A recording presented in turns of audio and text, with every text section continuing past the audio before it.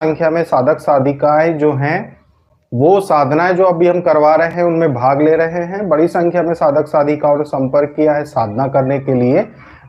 तो जितने भी साधक साधिकाएं हैं जो साधना करने वाले हैं उनके लिए ही जानकारी आज लेकर आए हैं कि अब जो हनुमान साधना और शिव साधना के विषय में बताएंगे आज कि हनुमान साधना और शिव साधना, पिछली बार आपको महालक्ष्मी साधना और अप्सरा साधना के प्रयोग बताए थे कि देवी साधना आप करेंगे तो किस प्रकार से आपको क्या क्या करना है। आज बात करेंगे हम हनुमान साधना और शिव साधना के ऊपर कि हनुमान साधना और शिव साधना में आपको किन चीजों का आपको ध्यान रखना है। देखिए, हनुमान साधना और शिव साधना जैसे कि आप जानते हैं कि दोनों ही एक ही तत्व से निर्मित देवता हैं।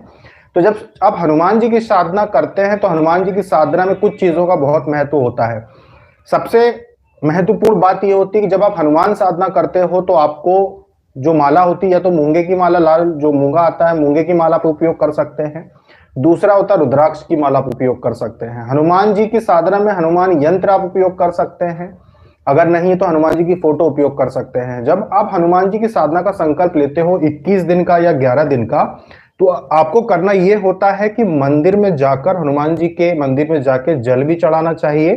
साथ में जब साधना का समय आपका चल रहा हो कि आपकी साधना चल रही है तो मंदिर में बैठ के हनुमान चालीसा एक बार पढ़ के आपको वापस आना चाहिए। ये प्रतिदिन अगर कर सके तो बहुत अच्छी बात है, नहीं कर सके तो फिर घर पे ही आपको ये चीजें करनी होगी।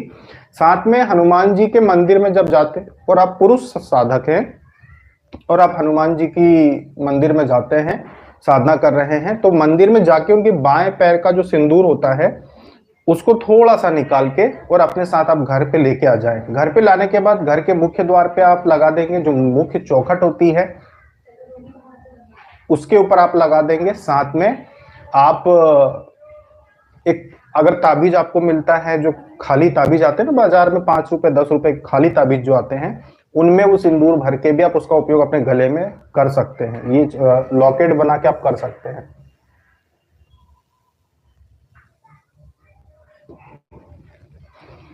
तो ये इस प्रकार से उपयोग कर सकते हैं। जब आप हनुमान साधना कर रहे होते हैं तो उस दौरान आपको करना क्या है, जब आप बैठते हैं साधना में, आपका जप चल रहा है, ये चीजें कर रहे हैं, तो आपको अपने तपोबल और मानसिक बल का उपयोग करना है। मानसिक बल से तपोबल आपका बाहर आता है, मतलब जितना भी आपने जाप किया है, साधनाएं की, उसकी जो ऊर्जा बनती है वो आपके अंदर रहती है। लेकिन जब आप मानसिक बल का उपयोग करके जब आप साधना कर रहे होते हैं, जब आप बैठते हैं और हनुमान जी का आप उस समय जाप कर रहे हैं, तो आपको अपने अंदर से हनुमान तत्व जागृत हो रहा है, क्योंकि सभी तत्व मनुष्य के शरीर में होते हैं। हनुमान तत्व आपके अंदर से जागृत हो रहा है।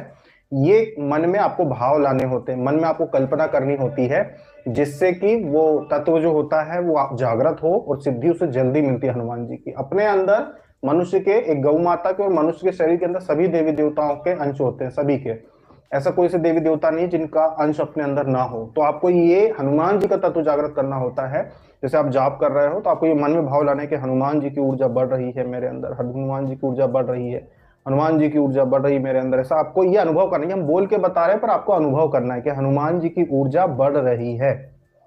आपको ये अनुभव करना है, अपने मानसिक रूप से ये अनुभव करना है कि बढ़ रही है अंदर से, आपके हृदय चक्र से वो बढ़ रही है, बढ़ रही है, बढ़ रही है, बढ़ रही है। धीरे धीरे आपके चारों तरफ एक सर्कल बना रही है, सुरक्षा घेरा बन रहा है आपके चारों तरफ।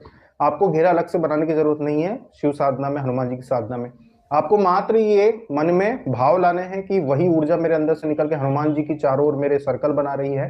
फिर आपको वही भाव बढ़ाते जाने हैं कि अब पूरे कमरे में हनुमान जी की ऊर्जा आ चुकी है और पूरे कमरे के अंदर सिंदूरी रंग का प्रकाश है और हनुमान जी की ऊर्जा आ चुकी है। अब यहाँ कोई नकारात्मक शक्ति नहीं आ सकती। फिर उसे और बढ़ाना है कि अब वो जो ऊर्जा है धीरे धीरे एक एक कमरे में बढ़ती जा रही है। घर के सभी कमरों में वो सिंदूरी रंग की ऊर्जा हनुमान जी की पूरे घर में मेरे फैल रही है कि अब घर में कोई नकारात्मक शक्ति ना आए।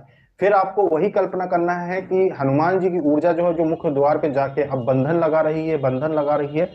ऐसे बंधन बन रहे हैं पूरे सिंदूरी रंग के और पूरे ऐसे बंधन लगते जा रहे हैं मकड़ी के जाले के जैसे, पूरे मुख्य द्वार पे, सामने की दीवार पे, खिड़कियों पे, हर जगह की छत पर की कोई नकारात्मक ऊर्जा अंदर ना आ सके। तो आपको जाप करते समय ये भाव मन में लेकर आने होंगे। ये शुरुआत में से 21 दिन की साधना है, तो शुरुआत के 7 दिन तक आप ये ऐसे भाव लेके आओ कि इस प्रकार से ऊर्जा आपके अंदर से बाहर आके और ये सारी चीजें कर रही है। उसके बाद 7 दिन जब निकल जाते हैं, उसके बाद आपको मानसिक भाव लेके आना है कि हनुमान जी जो हैं उनकी ऊर्जा से ही हनुमान जी जो हैं आपके सामने सिंहासन पे, आसन पे, चौकी पे स्वयं विराजित हो रहे हैं, स्वयं बैठ रहे हैं, स्वयं बैठ रहे हैं। अब वो आपके सामने बैठ चुके हैं और अब आप जाप करके अनुभव करना है कि हनुमान जी मेरे सामने बैठे हुए हैं और मैं जो मेरा जाप चल रहा है वो आप करते रहेंगे। इस प्रकार से आपको ये प्रयोग करना पड़ेगा। ऐसा प्रयोग करने से प्रत्यक्षीकरण जल्दी होता है शक्तियों का, प्रत्यक्षीकरण बहुत जल्दी होता है शक्तियों का इस प्रकार का प्रयोग करने से, क्योंकि मानसिक जो बल होता है वो बहुत महत्व रखता है। मानसिक बल की अपनी महिमा होती है, तो मानसिक ताकत से, मानसिक शक्ति से बहुत सारी चीजें आप कर सकते हो। तो आपको इस प्रकार के भाव लाने पड़ेंगे कि हनुमान जी मेरे सामने विराजित हो रहे हैं। साथ में हनुमान साधना विधि में जो विधि बताई गई है उसको आप पूरी दृढ़ता से उसका पालन करना है कि जो चीज उसमें बताई गई वो चीज करना है। इसके अलावा अगर आप अपनी तरफ से कुछ करना चाहते हो कि भाई हाँ ठीक है मैं मंदिर भी जाके जल चढ़ा के आऊंगा, वहां बैठ के हनुमान चालीसा भी पढ़ूंगा, आप अगर अपनी तरफ से एक चीज जोड़ दें कि हाँ चलो मैं ये भी करूंगा, फिर तो एक ही बार में हनुमान जी की सिद्धि आपके घर में उपस्थित होगी। शिव जी की साधना में भी यही चीज करनी होती है कि जब आप शिव जी की साधना करते हो तो बहुत उत्तम होता है कि रुद्र यंत्र घर में आप ले आए, या फिर शिव जी का शिवलिंग घर में है तो शिवलिंग आप घर में उपयोग करते हैं। शिव साधना में रुद्राक्ष की माला का उपयोग किया जाता है। जैसे जो शिव साधना की सामग्री लेते हैं उनको तो इसमें सारी चीजें आ जाती है, जैसे यंत्र है, माला है, गुटिका जो बहुत महत्व रखती है साधना में, क्योंकि गुटिका जो होती है ये अपने अंदर ऊर्जा एकत्रित करती जाती है। साधक जो जाप करता है उसकी ऊर्जा गुटिका में भी एकत्रित होती जाती है। तो साधक अपने स्थान पर उपस्थित ना हो तब भी आपके मंदिर में उस गुटिका में शक्ति एकत्रित रहती है। तो गुटिका होती है, यंत्र होता है, शिवलिंग है, रुद्राक्ष माला है, इनसे साधना करनी होती है। शिव जी की साधना के दौरान भी आपको हो सके तो आप शिव मंदिर में जाके जल चढ़ा के जरूर आए, अभिषेक करके आए। साथ में जब आप अभिषेक कर रहे होते हैं, जब आप जल चढ़ा रहे होते हैं तो आपको ये मन में फिर वही भाव लेके आने पड़ते हैं। भाव से काम होता है, तो आपको मन में फिर से भाव लेके आने पड़ते हैं कि अब मैं जैसे जैसे शिवलिंग के ऊपर जल चढ़ा रहा हूं, शिवलिंग के ऊपर जैसे जैसे जल की धारा गिर रही है, वैसे वैसे मेरे शरीर के अंदर से नकारात्मक ऊर्जा, नकारात्मक शक्तियां जो मेरे शरीर में है वो भस्म होकर शरीर से बाहर होती जा रही है, भस्म होते जा रही है, समाप्त होती जा रही है। जैसे कि किसी चीज को हम, मान लो कि चीज धूल से ढकी हुई है, उस पर हम जल गिराते हैं तो कैसे धूल बह जाती है, बस वैसे ही नकारात्मक ऊर्जा हमारे शरीर से निकल के बाहर हो रही है, हमारा शरीर शुद्ध हो रहा है। जब आप शिव जी का जाप कर रहे होते हैं उस समय भी, या शिव सहस्त्र नाम स्तोत्र पढ़ रहे होते हैं उस समय भी आप ये भाव, बिल्कुल ऐसे ही भाव करें कि शिव जी के जो गण होते हैं वो हमारे घर पे बंधन लगा रहे हैं, हमारे शरीर पे बंधन लगा रहे हैं, और उनकी भी ऊर्जा बढ़ती जा रही है हमारे, एक पहले एक कमरे में, फिर दूसरे कमरे में, फिर पूरे घर में। तो ये चीज मानसिक बल से जब आप ये करते हो जाप करते समय, बिल्कुल वैसा ही होता जाएगा जैसा आप बोलोगे, वही चीज होगी, बंधन लग जाएंगे, घर सुरक्षित हो जाएगा। तो शिव जी की साधना, हनुमान जी की साधना में इन दो चीजों को आपको करना है। और साथ में जल चढ़ाने का बहुत महत्व होता है साधना काल में।